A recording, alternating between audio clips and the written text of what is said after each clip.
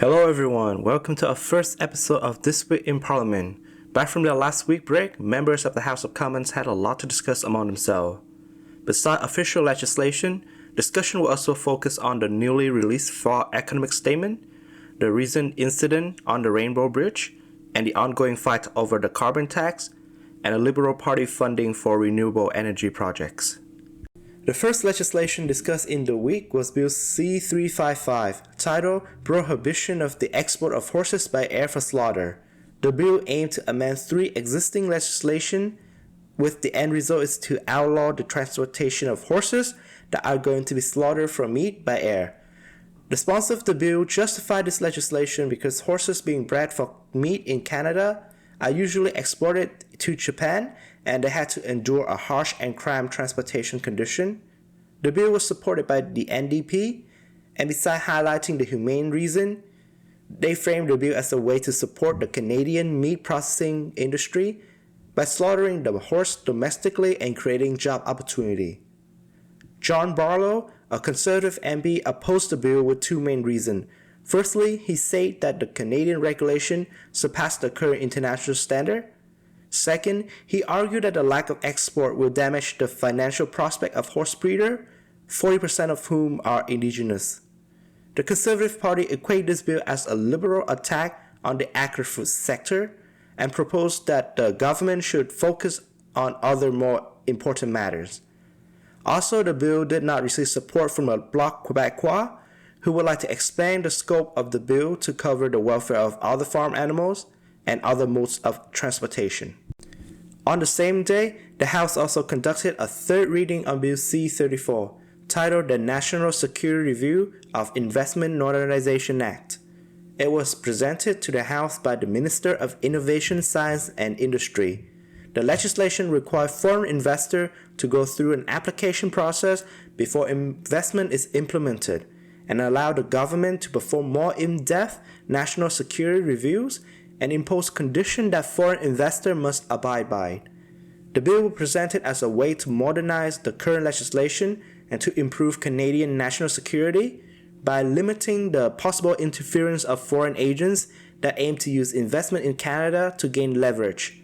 As a result, the legislation passed the House with unanimous support and is currently on its way to the Senate.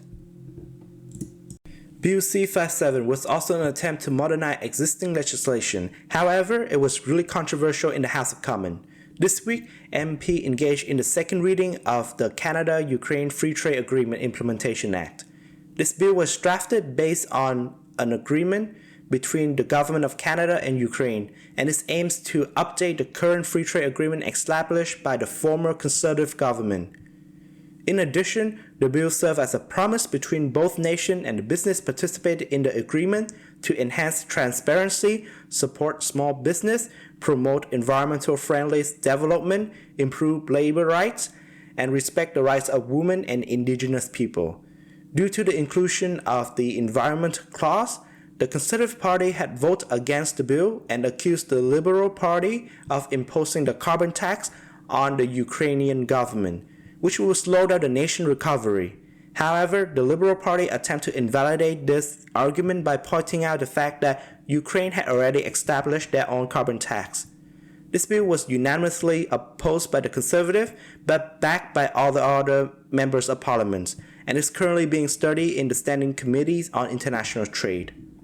Since the holiday is coming, many of y'all might have travel plans, and since no one wants the massive delays observed during the summer travel peaks, the Minister of Transportation had tabled Bill C-52 that authorized the establishment of regulation on flight-related service, such as flight delay, rescheduling, baggage handling, and resolving complaints. In addition, the bill imposed a requirement for noise control and ensured that airport operations comply with international standards. It also required airports to publish information on diversity and plans for climate change. The Bloc Québécois and the NDP has stated support for the bill, but there was major pushback from the Conservative Party, who criticized the bill for being lackluster and should have included stricter regulation on the Canada Border Service Agency. Unlike Bill C-57 and C-52, Bill C-316 is less topical and might have flown under your radar. but that is exactly why I'm here. This legislation aims to reinstate the court challenge program that provides financial assistance to those who pursue litigation against the government on the ground that their human and language rights was infringed upon. The Bloc Québécois support this bill, but they demand more transparency. The Bloc also expressed their concern that the bill can be utilized against Quebec's language and secularism law, so they have made suggestions to limit the scope of the language support to only cover the French language. The NDP also support the bill, but the opinion was framed mostly around the rights of indigenous groups and the LGBTQ+ community. However, the NDP wish for the funding allocated for this program to be expanded beyond the $5 million budget. Unsurprisingly, the Conservative Party spoke out against the bill since the program was revoked under the Harper administration. The opposition party criticized that 1/3 of the budget will be dedicated for administrative purpose, and they emphasized their concern over the culture war because they believe that woke groups can use the program to push woke agenda. By the end of the debate session, a vote was conducted, and with support from almost all non-conservative MPs, the legislation is now being studied by the Standing Committee on Canadian Heritage. Bill C-275 is another private member bill, and it was sponsored by John Barlow, a Conservative MP representing the Foothills riding of Alberta. The legislation aims to penalize people who trespass into husbandry facility with fine or jail sentence. The bill was tabled to discourage animal rights activists from trespassing onto husbandry facility due to the risk of transmitting infectious disease to farm animals. The bill was framed as a measure to help farmers by increasing the biosecurity of their farm and safeguarding the nation's agriculture sectors from infectious disease outbreaks. It is important to stress that the bill does not criminalize the actions of protesting for animal rights. The legislation received overwhelming support from the House of Commons, with all members voting for the bill except for 2 members of the Green Party and 1 Liberal MP. Unlike the previous one, Bill C-5A involved very heated debates on the floor of the House.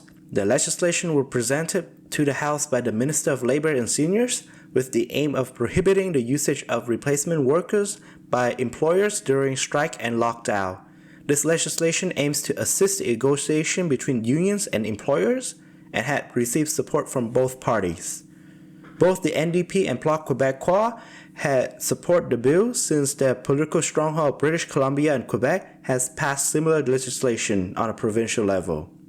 However, both parties raised questions about the timing of the bill and wished for it to be implemented sooner than the 18 months timeline.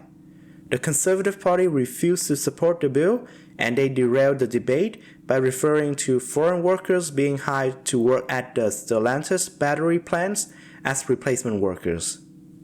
The last legislation debate during this week's session was Bill C-317, which set to implement a national strategy on flood and drought forecasting.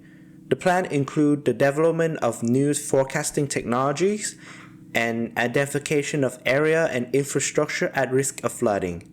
These actions would be done in cooperation with the local government, partner industry, and the indigenous community. The bill received support from all parties and is expected to receive enough votes to enter committees. That's all for this week, folks. Thank you all for watching, and I hope that you've been well informed about this week's parliamentary business. If so, please drop me a like and please comment if you have any question, and I will try my best to give you more resources. This is an ongoing series with weekly episodes, so please subscribe to the channel for more updates.